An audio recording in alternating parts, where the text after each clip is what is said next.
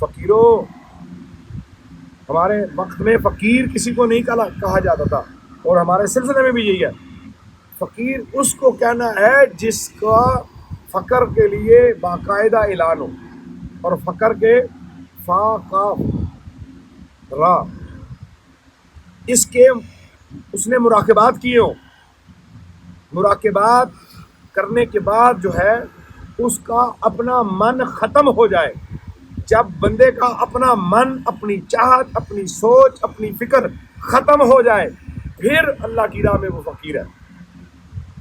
اگر اسے ذرہ بھر دنیا کی لالچ ہے، کسی بندے سے تعلق لالچ کی بنیاد پہ رکھتا ہے، وہ جھوٹا فقیر ہے۔ سچا فقیر کیا ہوگا؟ کیسے پتا چلے گا سچا فقیر کیسے ہے؟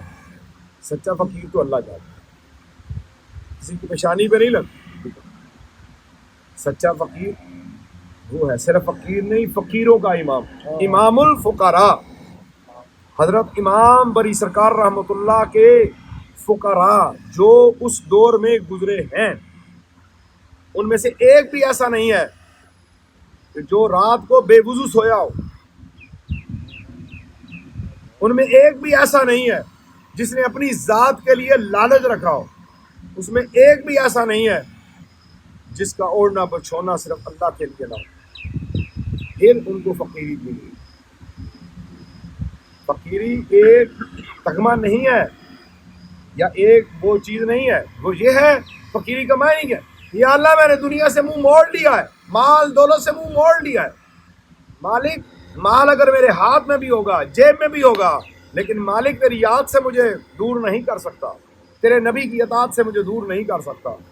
بس جب اس کی کیفیت مال سے دور ہو گئی، عورت سے دور ہو گئی، شہوات سے پاک ہو گیا، سوچیں اس کی پاک، فکر اس کی پاک، اور اس کی توجہ پاک، اور اس کا ہر قول فعل خالص اللہ کے لیے ہو جائے، تو اس کو کہتے ہیں کہ راہ سلوک کا یہ فقیر ہے۔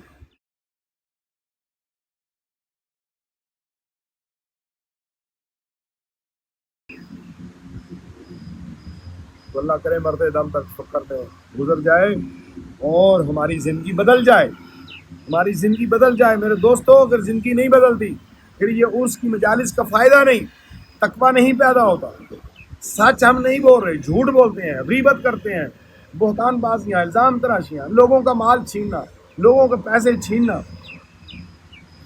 اگر یہ کیفیت ہمارے اندر ہے،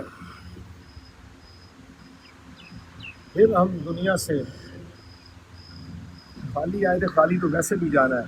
اب دنیا کے بعد اس حالت میں ہم نے اعمال کا ذخیرہ اکٹھا کرنا تھا، 60 70 80 سال، 40 50 سال عمر، مال کا ذخیرہ اکٹھا کر ہی نہیں سکتے۔